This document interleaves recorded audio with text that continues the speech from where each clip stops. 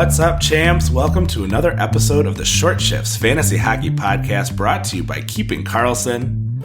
I'm your host, Louis Ezekiel, and joining me tonight, for the first time as a member of the Keeping Karlsson family, the rock star of the retweet, the lord of the line combo, the baron of breaking news, the titan of TweetDeck, Shams Ben-Amour. Welcome to the show. So glad to have you. Oh, happy to be here. It's weird to be on this side. I'm used to always just shuffling in to make sure to catch the live streams, and now sitting in the chat, I'm actually on the video, so happy to be here. Well, listen, we are all psyched to benefit from your expertise. I'm sure nobody in the Keeping Karlsson patrons maybe are unaware of this, but Shams is the power behind our game day tweets, all the various accounts that I recommend at the end of every episode, and that also show up all throughout the Discord, keeping all the latest breaking news. The dude is on top of it. I don't know that there is anyone in the fantasy hockey world more plugged in terms of like understanding the length and breadth of the whole league. So I think we're just really psyched to have you and very excited to have you share your expertise. Running an outstanding cupful team this season, which is not something many of the podcast hosts have been able to say. So we really are improving. We're improving our overall numbers just by bringing you into the fold. I think that was the real secret to increase our win-loss record. Well, now that you say that, it just hit me. I think I was undefeated, and I think it was actually once we started talking about the potential of me joining us, I ended up getting my first two losses. So I think it may be coming on to me. Podcast, the Nega Bump. Well, if anything, that just proves why we are in the state that we are in, I suppose. But we are joining you here on a Thursday with no hockey, a very strange experience for me, I feel, to be recording on a Thursday without, having half of my window dedicated to seeing what's going to go up in the goals and assists channel. But our attention is less split. And instead, we're going to be focusing on a couple important injury updates. And then we're going to look through some of the players who don't play a whole awful lot for the remainder of this matchup. We're going to play keep or cut with some of those players. And then we've got a list of potential replacements if you decide you are going to cut bait with some of those guys who might be an interesting add for the remainder of this matchup, which, if you're playing on Yahoo, is that 2-week matchup with only the 4 ads. So you got to be really judicious here. I know I have saved all of my moves, not necessarily because I'm, playing an elite, big brain game, but because I just don't have a whole lot to do with them up in tier 1. Shams, you've been jumping and making some of these moves already, haven't you? Oh, yeah, I was thinking about doing that same thing. I like when Brian says when there's not a particular person that you want to jump for, just let everyone else make the decision, and then you can just take whoever's left over with more information. But I ended up having an itchy trigger finger, and then ended up using 2x4 moves already. The first one, it's a pretty easy sell because I had Connor Ingram from last week trying to stream him in. So I had an easy drop, and then I used that on Cam Fowler. So I was just able to get all 4 games of him because I only had 2D at the time. And then last night I ended up just doing an impulse pickup and ready to get burned again because he did nothing when I first picked him up. I think he got a total of 2 points for me, and that was a couple points, sadly, not actual goals and assists. I'm going with Bjorkstrand again just because with Kevin's wonderful couple ownership percentage, I think he was like in the 90s, and I'm like, okay, is this just me being picky? Yeah, gotta go with the will of the people on that one. Yeah, there you go. So half of them gone, and then we'll see what I do because I still have like Grubauer left over, and I actually have 1 or 2 of the people that were going to be talking on the keep cut list. So maybe I'll change my mind and have space to add the 2 more people. Well, listen, you've been on the winning side of the ledger more often than not, so I don't think anyone here is gonna question your approach. It seems like it's going quite well. I do want to ask one question before we head into our items that we wanted to talk about today, and that question simply is, how do you do it? I think the people want to know, how is it exactly that Shams is able to stay so on top of all of the news and get it to us so rapidly? Like, I know that when I'm able to make a move, like, I remember I beat Jordan to pick up Francouz. And I was like, yes, I grabbed it before Shams was able to retweet it and let everyone know. And that felt like a major personal accomplishment. And I know Jordan said something similar in the chat. He was like, yeah, I was waiting for the retweet. I should have been looking through it myself. So how is it that you get onto these things so fast? Well, the fun thing is that with everyone that has any connection to Twitter knows that it's, let's just say, not going in the best direction right now. So it's doing a little bit of extra work. But the nice thing that what I was doing at the start is I had a suite of third-party apps that I was using. So basically I have like literally a third monitor to the right of me right now that literally just has Twitter up. And one of the columns is literally just all of the NHL beat writers and the insiders and whatnot. So I literally have a screen dedicated to that. And then I do use that Twitter list as well on my phone. Then I'm like, it's a little bit different now with all of the changes into Twitter, but before, when I had the ability, I would literally read every single tweet. So effectively, like, say if I'm like staying up and then I'd go to bed, there'd be like, say, 300 tweets. I would literally read every single one to make sure, because you'll notice that like there's going to be, especially with the West Coast news, a game will end at like 1 Eastern, but like what will happen is that the beat writers are going to be writing 2 or 3 more hours. So when you're in bed, there's still news coming out. So it was one of those things of just making sure you always have your eyes on. And then after a while, you know who to look for, and just, it's just a time investment, basically. For sure. Well, listen, we thank you for your service. It is amazing what you're able to accomplish here, and it seems like it's paying off for your fantasy success as well. All right, let's jump right into things. We got to start in Vegas, where we got news about an indefinite absence for a key player. Shams, tell us about what's going on here. So this is where it was nice to see Mark Stone come back. It was, I forget exactly how long, but sadly it was not long enough because he is now out indefinitely, having a back surgery. So there's not an official timeline. There is a little bit of rumor that he might be coming back with like at the end of the year, like close to the playoffs or possibly the playoffs. But for fantasy managers, effectively, he is gone for the whole season. And then for us, we have quickly seen that it's not one of those situations where the rest of the team could pick up. There's a lot of star power. We have Eichel, you got Marchessault, you got Pietrangelo. You think that, it will be a little bit of a dip, but these stats are night and day. For example, when Mark Stone was in, they were getting about 5.3 goals a game or per 60. Then without Stone, that has dropped by 3 goals to 2.3. Their scoring chances dropped by a quarter. And then you could just go through all of their per 60 stats, and it's just effectively plummeting. And on top of it all, you have Eichel, who was a top 3 top 3 round choice, effectively doing nothing. So really what it is if you look at the top point getters in the last 14 days, it's random people like Kessel and I think like Paul Cotter just getting random points. So it's a tough time other than maybe Pietrangelo. And then for me, I have Marchessault, there's not much you can do. It's just kind of hold your nose and hope for the best. And people are talking about trade deadline, but they don't even have what do they have to trade? They gave away all their assets to get Eichel. That there's going to be nothing really on the road to come and help. At least that's a big name. Yeah, you're absolutely right. It's just been really grim. I think that was, Eichel was a guy who was very much on my radar, but I wasn't able to take on the price that it would have taken to get him in any of the leagues that I was in. And it seems like I dodged a real bullet there, which is too bad because I really like Eichel. I love a guy who can take a ton of shots, but it's just, this is the second stop where it seems like at times things really don't work out for him. So, and yeah, as you say, losing Mark Stone, that's not one of those situations where you say, okay, who's the next man up? Who's going to, benefit from getting this deployment? It's one of those losses that just hurts the whole team. Similarly, although it doesn't sound like it's going to be nearly as serious, we did hear that Tage Thompson, who did not return for the third period of Wednesday's game due to an upper body injury. How worried should Thompson owners be? He has been one of the great stars of the fantasy season so far. Luckily, I think this is going to be a better story. Nothing official, because something to remember, I think it was around Sunday, there was a weird news that he was not practicing, and then the team announced he was day to day. And then the next, I think it was Tuesday before the game, he's just back practicing fine, game time decision, and then he was playing on the Wednesday game.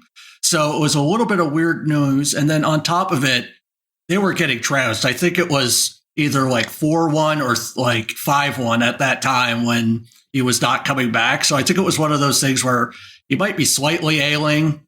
And then when he was not doing well, they're like, okay, let's just shut him down. And then the news is out that he's not going to be attending the All-Star game. But I think if someone just had a light sneeze, they would probably say that they're avoiding that game just to be safe. And then on top of it, the nice news is Frank Cervalli did tweet, I forget the exact wording, but effectively that it's not a long-term thing. So from my feeling, since their next game is on Saturday, you probably have plenty of time to heal. And then the nice thing to now do is that you can just have him on your IR plus and then just use that spot. Like for me in one league, I have him.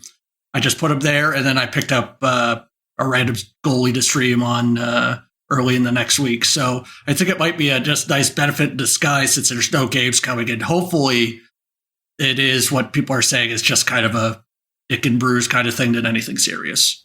Yeah, that's a real silver lining approach, and I think you may be right, because if it is that kind of short-term thing, like, yeah, you get to sit him on the bench for that kind of empty start of the week up until Saturday, and then you can get him right back in, and hopefully he'll have taken the time to heal. No risk during the All-Star game. Not that anybody's going all out there anyway, but we always assume a certain degree of risk simply walking out of the door in the morning, right? So yes, we saw some changes to the lineups, but I don't think it's anything that you would take too seriously, given that we're likely to see Thompson back in action.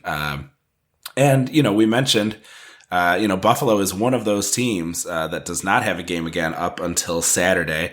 And we kind of went through a list and put together some players from Boston, Buffalo, Washington, Carolina, LA, Ottawa, and Winnipeg, as, some potential teams that maybe, if you need to win this week, if you are in tough and fighting for that playoff spot, maybe one of these players is worth letting go. So I thought maybe we just kind of go through those teams one by one, take a look at some of the players who are potentially droppable there, and talk about whether we want to keep or cut in this segment. So let's start with Boston. We've got Pavel Zacha, 27% owned on Yahoo. 9 points in the last 10 games, playing on that second line. Maybe a potential for a risk of losing some playing time when Jake DeBrusk returns. He's expected to come back on the 11th on Saturday. Any concerns here? Is Zacha a guy that you would keep or cut?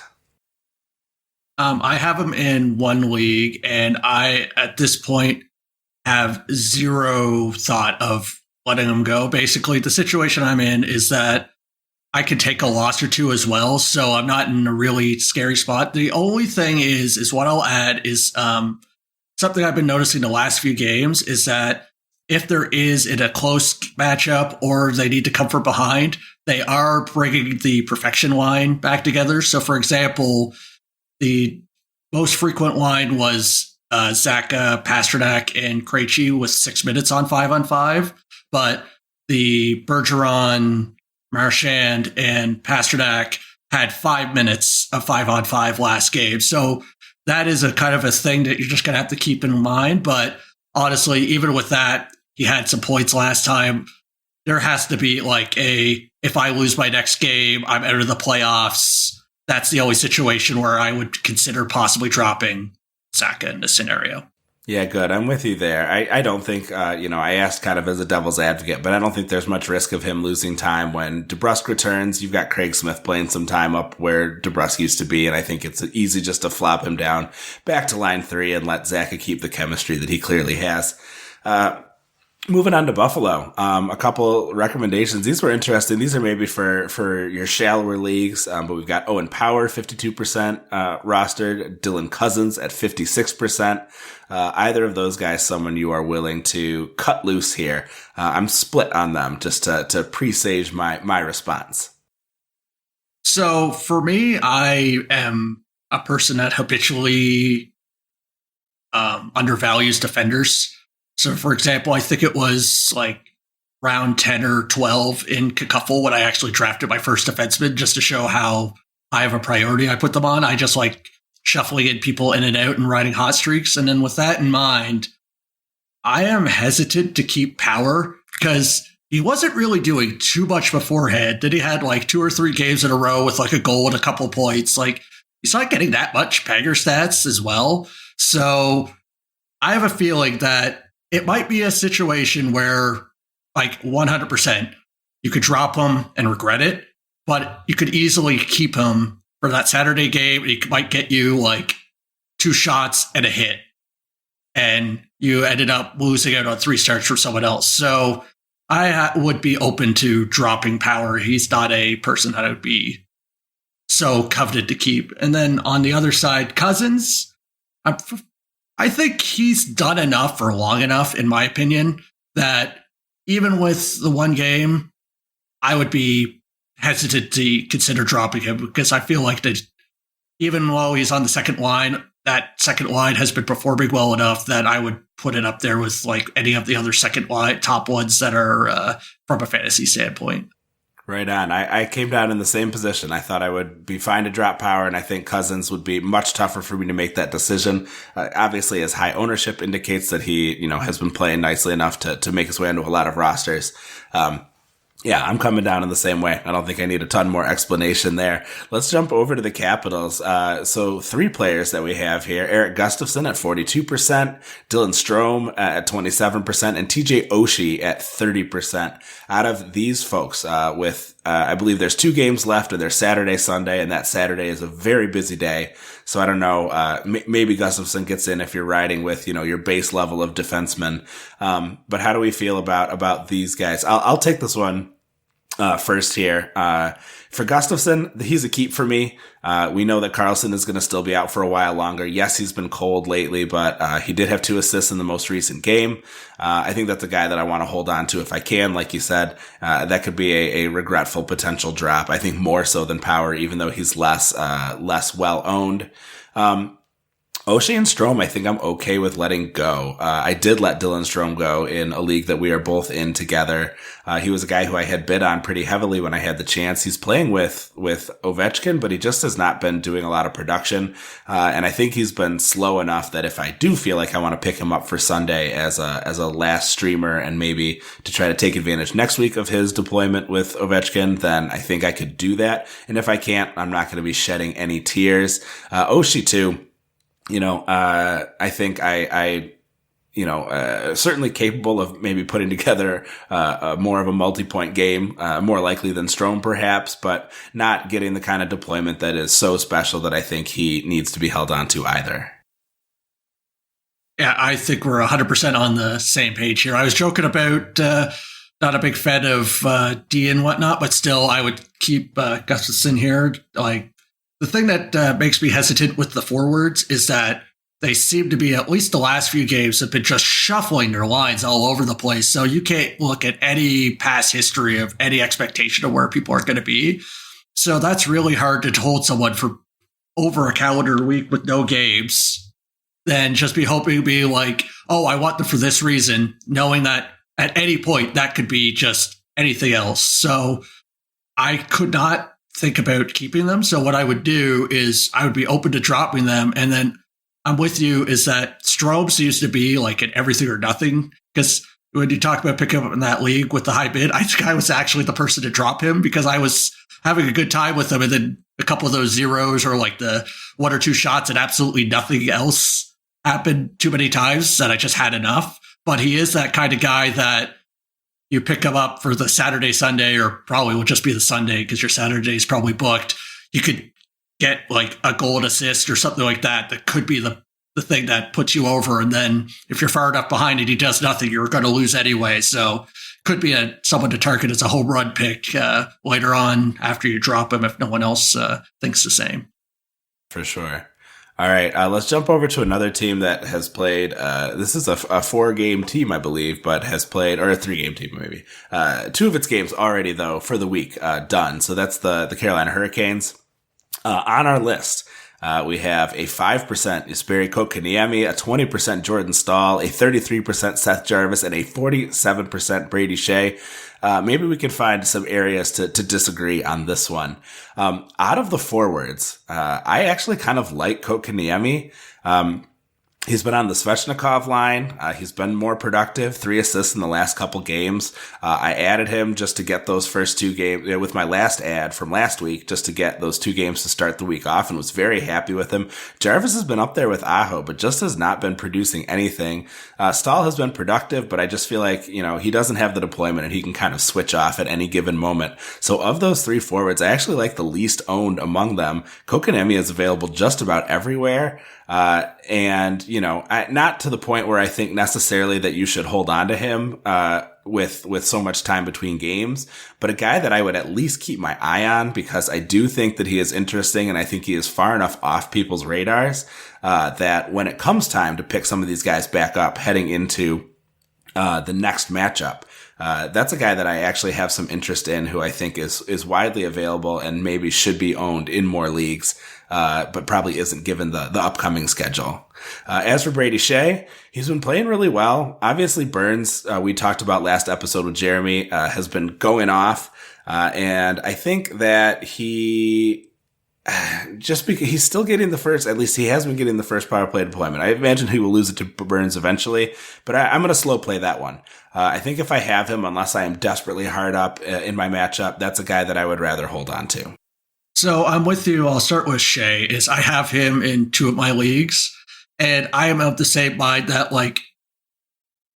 the thing that gets me is that I think earlier on his streak, he was getting some bagger stats so even if, nothing was happening, it would add to his few shots. But right now, he's turning into, I wouldn't say, I used this as a pejorative before, of a Torrey Krug. I hate those kind of defensemen in bangers. It's just you'll get a shot, maybe a block. And if there's no points, you get absolutely nothing. And then that is kind of what Shea is turning into recently, is that he might get you maybe a few shots. It'll be a random day, he'll get 5 shots, and then the other day it'll be a shot and a block. So for me, he's on the wire for me of just being as a cut, but it's one of those things of just checking your other people. Because, for example, I had enough people that were streamers for my last week that I was able to cut bait before I decided to get to him. So if I'm in a close matchup and I really need to make a move or something, I feel like that might be a person I'm looking to cut, but not really rushing to do so. And then I think on, at least with the forwards, honestly, in my opinion, other than the obvious people, your Necas, your Aho, and your Svech, maybe you throw a Teravainen in there as well now. I just look at the rest as almost Seattle, where it's just all of them are fine hockey players. They can do something, but at absolutely no point do you know, is Jordan Staal randomly going to get a goal assist today? Or is it going to be Jarvis piggybacking off of Aho? It just feels like such a random grab bag that if you want to play that game, you're going to get rewarded well with a nice goal assist here. But I just feel like I would rather, probably the best way to look at it is if you need the variance and you want the points and you need to make sure that you're going against a high scoring opponent and you need the bigger points, maybe that's someone that you're going for. But if you feel confident with the rest of your team, I would be thinking of taking a look elsewhere where you get that person that's going to get you the 3 shots for sure. Maybe he's involved in the hits and blocks, and then maybe won't be as likely to get a goal. Say we're going to be talking about some Philly guys later that I have a picture of a few of them there that I might prefer more than these Carolina guys, but they might not be as likely to get you that goal to assist game that might put you over the edge on a Sunday. Yeah, you're looking at these guys and you think they're pretty much as good as any random streamer. So I would rather have 3 games from a random streamer than 1 game from a random streamer. It seems like an easy pick, Yeah. So I wanted to bring up Kotkaniemi just because I think that's a guy that I want to keep an eye on in the aftermath. We are overdue for a break here, so we're going to take a quick one here. And when we come back, we've got 3 more potential cuts, and then we're going to each run through 3 players that we like as a potential ad. You're listening to Short Shifts. Welcome back to Short Shifts. All right. We wanted to talk about a couple more guys that we might be willing to cut loose. Let's cover them all at once. For LA, we talked Phil Dano at 30% owned. At Ottawa, Jake Sanderson at 30%. And for Winnipeg, Blake Wheeler, 50% owned. But maybe someone, especially in a shallower league, we talked Power and Cousins. Shea and Gustafson are in the same realm of ownership. Maybe someone that you might be willing to let go if you're in a close match. Is there any one of those that stands out as particularly interesting as a keep cut question? For me, Wheeler is actually an interesting thing, and it kind of depends on your league type. For me, is that I actually had the option of going for him, and I'm in a shallow Cats league, and just because he does so little, like elsewise, he'll get maybe like a shot or two, and then like a goal or a power play assist. That like even though he's getting points, sometimes it's just like not enough to move the needle. So in a Cats league, I might be tempted to drop him, even if he's doing points. And it kind of depends on your makeup, because I picked up a lot of powerful forwards, so I'm usually winning in points. So just kind of look at, even though he's doing things, if he's moving the needle for you in your categories, that he might be actually someone that's decent, or maybe sell him as a trade bait for someone else if he's going to be too good on the waiver wire just to give up. Yeah, I think even with his ownership at twice Dylan Stromes, they're kind of similar in a lot of ways. Like they're both kind of boomer bust guys. They both are attractive because of their deployment more than their own personal skill at this point. So yeah, I think despite the vast disparity in their ownership, I do look at them as being pretty similar. Jake Sanderson for me at 30% is a guy that I'm happy to part ways with. I thought he was pretty interesting when he seemed to be stealing a little bit of that power play opportunity. And I think Tommy Shabbat was injured for part of that. But nothing I think to be too impressed with now. And Phil Danault, on the team primarily to be a defensive guy. Every once in a while, it seems like one of those games you see just one line take over, and sometimes it is that second line. But really, it seems like most of the scoring is coming from the top with the Kopitar line with Kempe, and from the third line with Fiala, Lizotte, and whoever's filling in for Velarde these days, Jaret Anderson-Dolan, I think. So I would definitely be okay dropping Danault or Sanderson. Wheeler, bit more of a coin flip, but like I said, I was willing to toss Strome. I think I'd be willing to toss Wheeler too. That might be a little bloodthirsty for some people's sensibilities, but I think I see you nodding along a little bit. So I think that's a spot that I could see letting him go. Oh yeah, you're preaching to the choir there. I'm 100% on board with Sanderson and Danault. Yeah, cut him. All right. So we each said we were going to take 3 guys as potential alternatives to plug in some of these spots. If you were to cut one of these, we both cheated and ended up taking 2 guys and 3 guys from a single team. So we're still ending up even. It's going to be a long shift, folks, but that's okay. We did some getting to know you stuff at the start. I think people need something to sustain them into the long, dark All-Star break weekend where the fantasy is just not going to be hitting those dopamine levers for us. I will start us off, and I'm going to talk about someone who I kind of bagged on during the last episode with Jeremy, and that's Kyle Palmieri. Jeremy, I know he kind of had me convinced a little bit that the person with Horvat coming to the island, that Anders Lee would be the one who might be more threatened on the power play due to their similar roles, and that Palmieri might be able to maintain that spot. He's had 5 assists in the last 4 games. He's averaged 3 shots a game over that time. I just think that he is an interesting potential option, and at only 8% owned, he should be widely available as a potential grab. Maybe not as interesting as some of the folks I'm going to mention with my later picks, but I wanted to give him a little bit of credit because I kind of ripped on him in the last episode with Jeremy. And for my pick, I was hinting to this guy earlier into the show, is I am a big fan of Owen Tippett, because for what he does for me in Philly, he's not a flashy player, but he just shoots so much, and he just gets involved in goals and assists at times that you're never going to be put in a position where he's going to be like giving you a 0-pointer in like a points league or leave you with no categories. And especially in a situation here with having those 4 games, even if the Saturday one's filled, the 3 games prior, say you have him and you pick him up in place of a injured Thompson, for example, is that those 3 games, you're going to get something out of him. It may not be the flashy thing, but when you add 3 games of it, it's going to be a decent amount. That might be enough to tip the needle in your favor. Yeah, 4 points and nearly 4 shots a game over the last 4 games. So for more games from him through the rest of the week, that could be a really nice opportunity. All right, my second guy that I want to talk about is Lafreniere at 18% rostered. He's had 4 points in the last 4 games also. He's shooting about 2.5 times a game over the last couple weeks, playing on the kid line. And what I really think is interesting about him is I noticed that his shooting percentage is about 10% below his shooting percentage from the previous 2 years.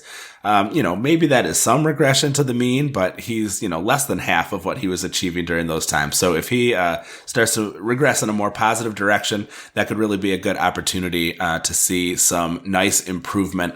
So Lafreniere, I have pretty near the top of my list for guys that I'm interested in dropping in. He does play on that busy Saturday, so I might not be getting quite as many games out of him, but I do like that option, certainly, with the success he's been having with the kid line. I'm cheating here, but just really quick, VZ hasn't piled up the same point totals, but he is lining up with Panarin and Zibanejad. Doesn't get much better than that for even strength in New York either. And then who's your next guy? So my next guy is Varlamov, and the nice thing with him is that if you're in a position where we're better than me and actually held your pickups, is that the Islanders play Monday and Tuesday. So let's hopefully say that he gets, I believe it's Philly first, then the second game is Seattle, so it might be a little bit dicey. But the nice thing, though, is that you're going to get a start from him early in the week, and then you could actually end up using your other moves to, say, pick up these other skaters. Maybe you miss out on the Monday start, but you'll get something out of him, like the goalie, which has actually been played well the last 2 games, and then parlay that into another pickup later down the road, because what thing I've noticed is that if you're trying to save your goalie streams to the late into the week, you can end up with like a random Sunday games where you don't want any of them, but you just have to use your moves. So sometimes it's just nice to get that goalie stream out early in the week. Yeah, for sure. And it will be interesting to see if New York is playing a little bit inspired now that they've had a bit of a shakeup. All right. And I said, too, I was going to cheat a little bit. We both cheated a little bit because Anaheim and Seattle are the teams that we are going to discuss some players from. Neither of those teams plays on that busy Saturday, so you are the most likely to be able to get 4 full games out of these players. We mentioned Simone Benoit on the Big Show for a solid peripheral floor. But for my money, I like Henrique at 15%, Vetrano at 6%, Cam Fowler at 16%. All of them are averaging 6+ fantasy points per game in Cupful over the last 2 weeks, and are widely available.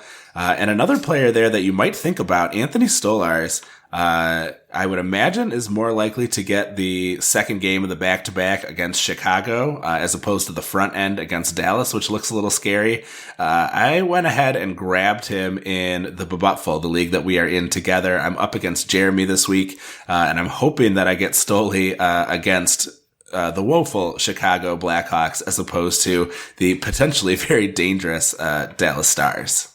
Yeah, and as I mentioned before, it's kind of pick your poison with Seattle. So the main players that we had in mind were Bjorkstrand, McCann, and Tolvanen. But you could even do some deep cuts in, as we were mentioning before, with Babutful. I actually picked up Wenberg with a leftover pick I had on Sunday. So really what it is just kind of take a look at your league settings and just kind of see which players float up as per your settings, which certain ones that get the most benefit, like maybe if it's hits and blocks, get a little bit more value. Even maybe a Yanni Gourde might be someone to take a flyer on. But I feel like after McCann and Bjorkstrand, those would probably be my top priorities. And then like Tolvanen, maybe a little bit behind, but don't ignore the rest. They could be of value with you. And especially with that not playing on Saturday, you could get all 4 games with just 1 pickup.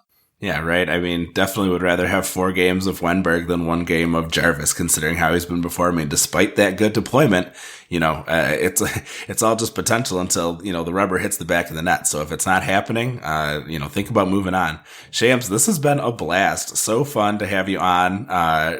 We went way long on our shift here, and that is fine. I don't think the people will complain too much. You can always listen to it at a faster speed, friends, if that's what you need.